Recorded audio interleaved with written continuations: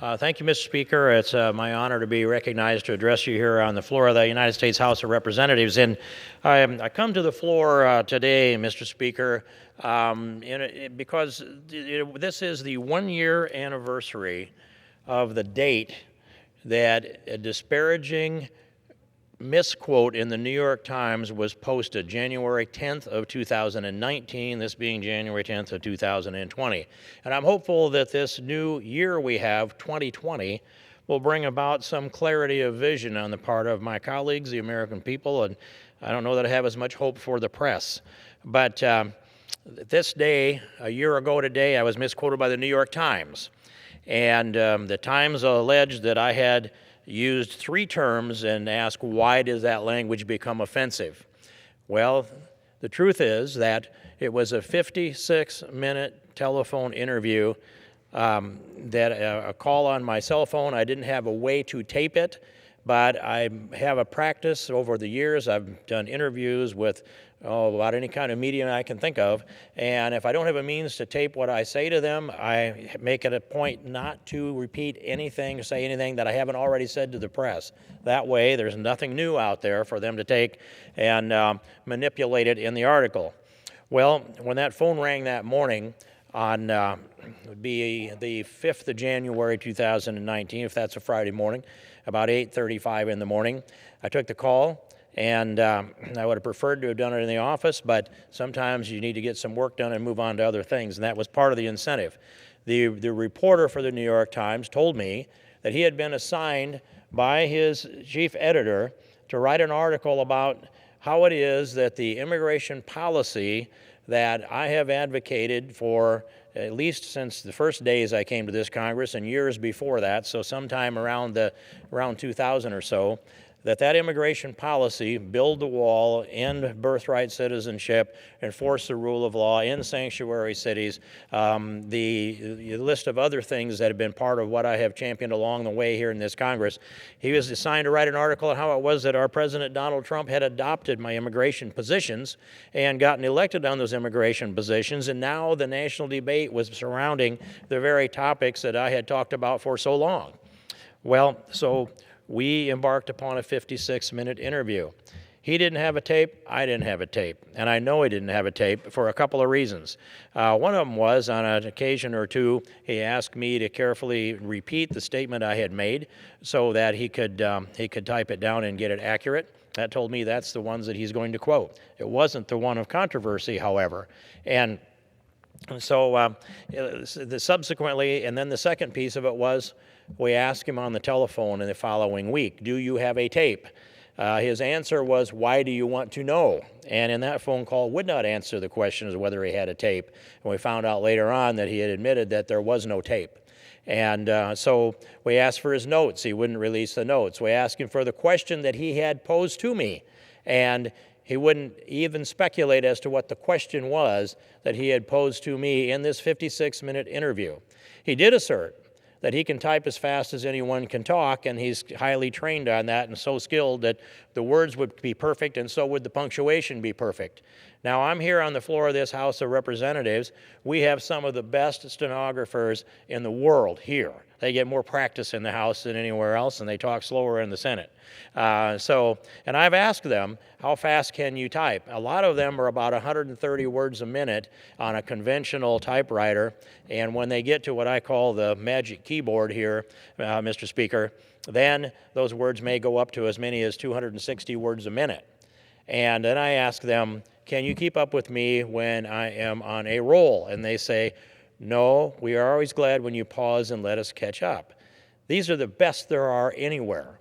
I can't believe that a reporter for the New York Times with a conventional, not a magic keyboard, can outpace the people on this floor that keep up with these fast-talking people in the House of Representatives, the very best there are in the world. That's not his skill set anyway.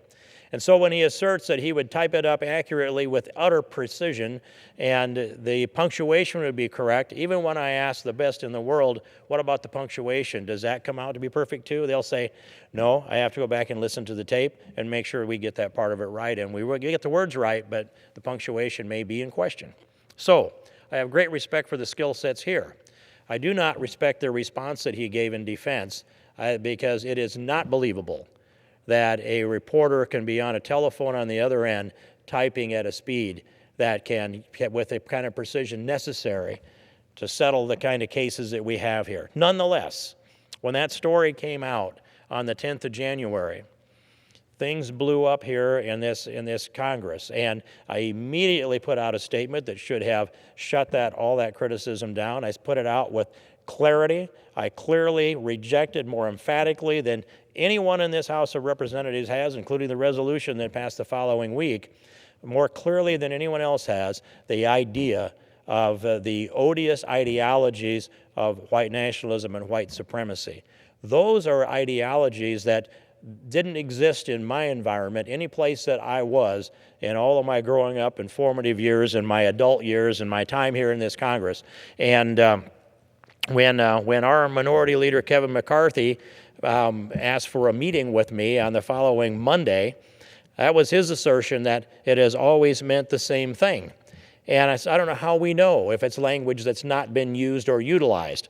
How do we know what it meant to people? You couldn't look up an ideology that's two words, not one, in this dictionary, this huge dictionary over here. You won't be able to look up white nationalism or white supremacy there because that's a phrase, and it's an ideology that ties two words together with a meaning that perhaps could be different.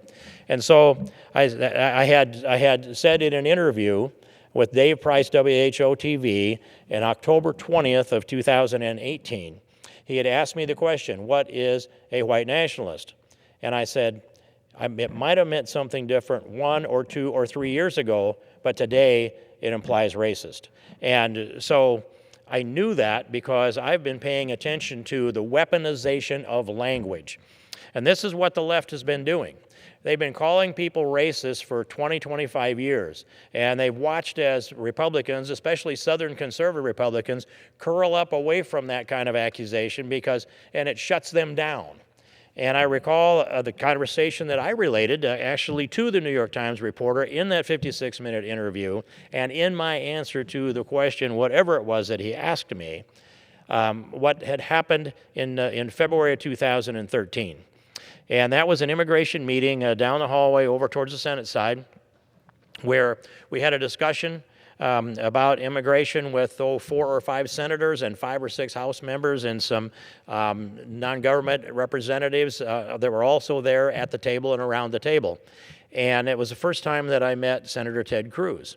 And he had made a statement that we need to be very careful with the language we use, especially on immigration, because if we use any language that is offensive, they will use it against us. And I listened to that, and I thought, I better respond. And I said, well, Senator, I agree with what you said, but we also need to keep in mind that whatever language is effective, if we let them to define that which is offensive, whatever language is effective will be defined as offensive. And I waited for his answer, which was essentially a nod, which I took to mean an agreement with me, and I believe it was, because it was certainly a logical statement and it was objective. So I set this up this way, Mr. Speaker, so that when I lay out this case, it's going to be clearly understood by all who are paying attention, and that's this. I'm just going to take the term white nationalist. That's what Kevin McCarthy was so concerned about, and believing that it confirmed some kind of a hidden ideology in me that no one had been able to discover in personal contact with me, that had been discovered by the New York Times reporter over the telephone.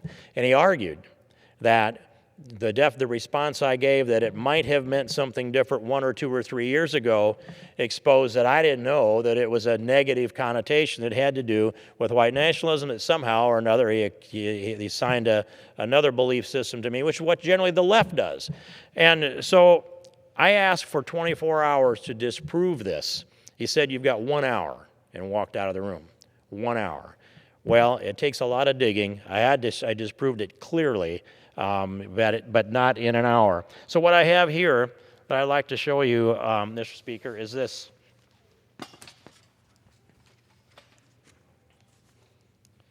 What did the term white nationalism mean in the year 2000 when it was virtually unused, or in any year prior to that when it was also virtually unused?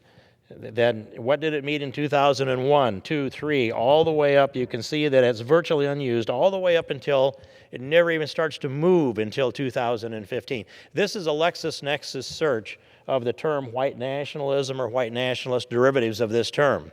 And LexisNexis, Mr. Speaker, goes into blogs and web postings and newspaper print and magazine print, you name it. If it's in print out there, LexisNexis is very likely to have it all. So this is the only objective way that you can quantify the utilization of this term. White nationalism, virtually unused all the way up until 2016. And there it jumped, and I know the rest of the numbers by memory, I guess they're there. It jumped from, in 2016, it jumped up to 10,000 times a year, virtually unused, and all of a sudden in 2016, there it goes, 10,000 times a year. The 2017, 30,000 times. In 2018, it's still up there at 20,000 times. Now, how did it happen that a terminology that had been virtually unused all of a sudden became used in multiple times, up to 30,000 times a year, when 1 to 200 times a year is this virtually unused definition down here?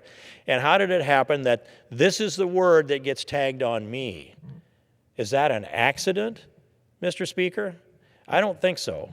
And in fact, any objective person looking at the data couldn't come to that conclusion either. So this is the annual utilization, virtually unused up until 2016, then to 10,000 times a year, then up to 30,000 times the next year, and still at 20,000 the following year.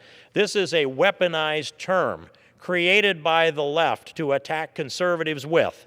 It's one of their weaponized terms. They have multiple weaponized terms now because they wore out the term racist, and they need to make up some new terms that they could be offended by. And so in this one, it shows, so how did this happen that 2016 was the year that the term white nationalist was used 10,000 times in that year? And so I asked him, break this thing down, LexisNexis, utilization of white nationalists, month by month throughout the year of 2016. That's the jump year down here. So here's the data. From November and December, it's down here used a little more than perhaps you would say. You could still call it virtually unused, but there's a little blip in August. And then it jumps up in November, and it's still up there in December. What happened in 2016 that brought about the use of the term white nationalist as almost always a pejorative term, almost always used to attack conservatives? What happened? Well, there was a circumstance that Donald Trump was elected president of the United States, November 8th, 2016. And when that happened, there was already a gathering for the hierarchy of the Democratic Party to gather together at the Mandarin Occidental Hotel here in Washington, D.C. And their agenda was to best plan how they were going to utilize what they expected to be would be a Hillary Clinton presidency. They admitted that they had to change their agenda when they got the surprise of Donald Trump winning the election as opposed to Hillary. And they did change their agenda.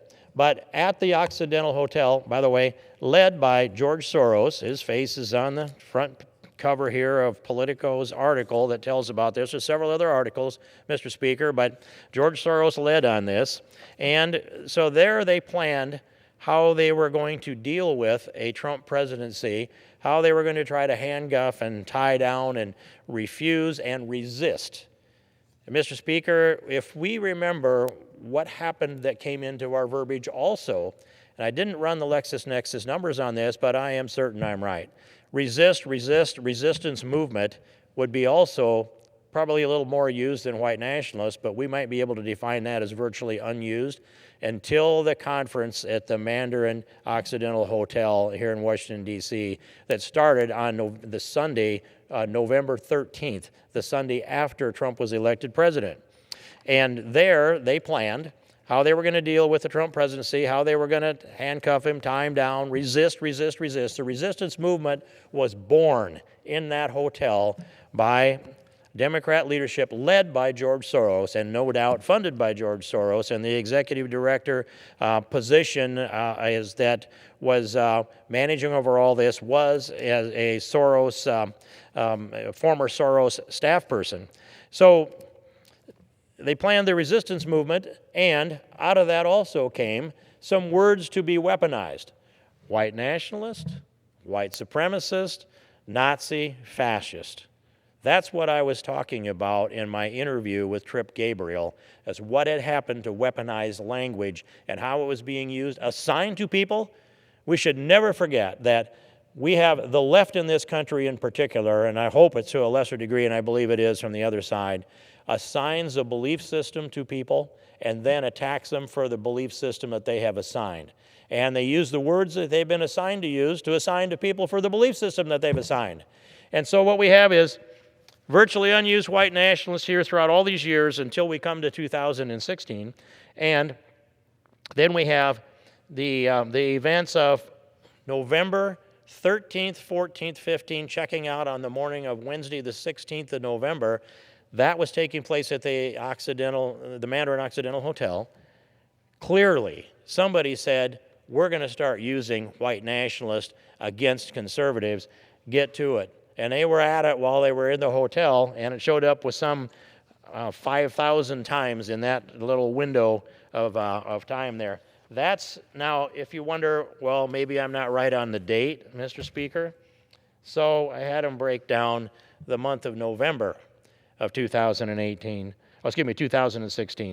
And here's the month of November, the first, second, kind of virtually unused, under 100 times in any given day, until you get to, they checked in here the 13th of November, and zing, all the way we go up here to the top and back. This peak right here represents the times that they were in that hotel making the decision and activating the weaponization of a number of terms, but certainly the term white nationalism. And so they all knew what they were doing. They were in that hotel and they knew what they were doing. I'm just not convinced that the people in the leadership on the Republican side knew what was being perpetrated against our ideology, Mr. Speaker.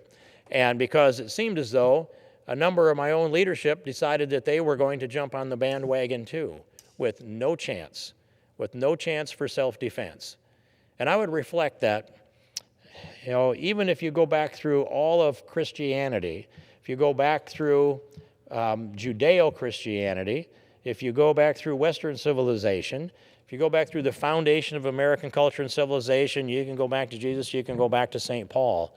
Everybody accused had a right to face their accusers and had also the presumption of innocence until proven guilty. I can find no exceptions in anybody's framework that's the standard. That's the civilizational standard. I've listened as our minority leader, Kevin McCarthy, has aggressively and effectively, I believe, and I'm glad he's doing it, defended our President of the United States and said that he deserves due process and he deserves a fair process and that he's innocent until proven guilty. I agree with all of that. But Kevin McCarthy doesn't seem to agree that that should be in a manner that I would be treated. I believe I deserve due process, and I deserve innocent until proven guilty. And I would point out that there is no evidence to make the case against me. No evidence, no real evidence. I have put out the fact-check document. It's on my website. It went on in March of last year. No one, it's about 6 pages, no one has poked a hole in any of that rationale. And here's another no one, Mr. Speaker. Even though Brett Kavanaugh had about 6 or 7 or so accusers, and I believe Brett Kavanaugh was unjustly accused in every one of those cases, but at least he had an opportunity to face his accusers, and and at least one of them came forward to testify and could be examined by the panel of the Judiciary Committee that was there. Brett Kavanaugh, I believe, was exonerated from those charges. He's now seated on the United States Supreme Court, and I believe that he will go on to be a stellar justice on our United States Supreme Court. But he had a chance to face his accusers, and he had them. And in my case, Mr. Speaker, not only do I not have a chance to face my accusers, neither do I have the presumption of innocent until proven guilty, but on top of that, I don't have any accusers. Not one of the tens of thousands of people that I have dealt with face to face in my years in public life, roughly a quarter of a century in public life. We've been in construction business dealing with people clear back to 1975. There's not one individual that's come forward and said that I have treated them in any kind of disrespectful, disparaging, or racist way of any kind whatsoever. I don't have an accuser to face, not one, unless it might be hearsay, and even the hearsay doesn't seem to be out there. This is the analysis of the weaponization of language and the eager embracement of it by my own leadership, who's denied me any due process. And so here I am, the fourth member of Congress in all of history to be removed from my committees. Only the fourth, Mr. Speaker. And the other three, fairly modern history, James Traficant, who stood on this floor and said, "Beam me up, Scotty." He was convicted of something like 9 different federal felonies, and he ran for re-election from prison. And we lost a couple of Republicans in this Congress, one from Buffalo and one from California, either convicted or confessed of federal felonies. I regret that. But that's 3 of 4 are federal felons. And then there's me. I'm treated like a federal felon by my own leadership in this House of Representatives because somebody called the hit from up the chain above them. And they decided that they needed to do that under the command of the individual or individuals that called that hit. So only 4 people removed from all their committees in the history of this Congress. 3 are either convicted or confessed federal felons. And there's me, and there's not even a rule that I violated, let alone a law, let alone a federal violation, a felony. To be treated like a federal felon by my own leadership for a made-up story that doesn't hold up cannot hold up under the scrutiny of history, and it must be rectified. And so, on top of that, I've heard our esteemed minority leader say that there's no constitutional charge against Donald Trump for impeachment, that they're made-up charges on the part of the Democrats, and that it's either treason, bribery, high crimes, or misdemeanor, and the president has violated none of those. And I agree with him. That's true. None of those reasons for impeachment of a president exist in the activities that have been examined here in this House of Representatives, even down in the secret bunker of Adam Schiff's. Don't exist. So they made up a couple of charges, and one of them was obstruction of Congress, and the other one was about putting our nation at risk. Well, that's a judgment call, and I think the president made the right judgment call on Soleimani. He's made a lot of right judgment calls up and down the line, but because you disagree with the president is not a reason to impeach him. There's no statute, no law, no rule that the president is guilty of, or at least been proven to be guilty of. There's no substantive information that supports that allegation. They impeached the President of the United States in this House of Representatives on the 18th of December because they don't like Donald Trump. And in part of what they cooked up in the Mandarin Hotel on the following week after he was elected president in 2016. Those are some of the reasons. The biggest reason is they need a shield from prosecution and the investigations of prosecution that are taking place now in the Department of Justice and the FBI, looking into the weaponization of our federal government for political purposes, for going in and misrepresenting information to the FISA court, for perhaps duping a FISA judge, or maybe having a FISA judge that should have been a little more alert. How many times did James Comey sign a FISA request when he knew the information was false? You can go on and on. If that comes forward and indictments are brought forward on that, that's going to crush the other side. They need this as impeachment as a shield, and that's the biggest reason why they decided to move forward. But I believe the foundation was laid in that Mandarin Hotel on that weekend starting on Sunday, the 13th of November, 2016, and concluding on Wednesday when they checked out that morning. I believe that's when much of this strategy was put together. And I would go further, Mr. Speaker, and that is that we had the Mueller investigation that tied this country up for nearly 2 years. And the strategy on that, I believe, was discussed in that hotel room. It's just too close to the pattern of the things that flowed out of there that we do know of. And We know from the own words of James Comey that he went in to interview the president, to brief the president on whether or not there was an existence of an investigation that the president was under.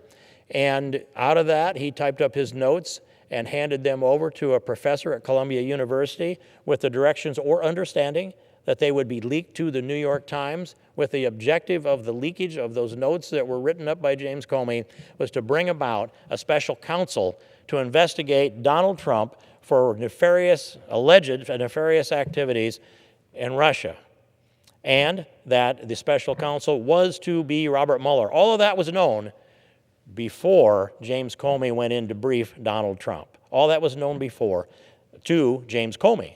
As that flowed out, and Mueller is named as the special counsel, we went then through 2 years, and we had the investigators that went from 13 up to 18, built-in bias in most of them and perhaps all of them, and they came up empty. And that was about the 7th of May of last year. Then they had to look for another reason to impeach this president. They thought the Mueller report was going to do it, and it didn't. They couldn't make the case. They tried, and afterwards some of them tried again. They tried to resurrect it again and again. Finally, okay, their house of cards on the Mueller investigation collapsed, and they had to come up with something new.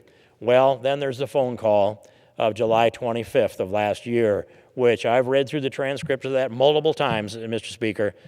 Never do I see anything in there that troubles me.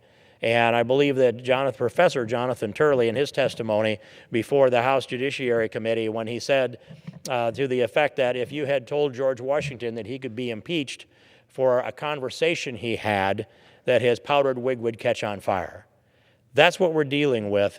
And so these very, very thin excuses for impeachment, but the calendar was turning pages over, and they needed to get this done, so they took the thinnest of excuses and turned that into what was a show for the American people that I think will live in infamy throughout history.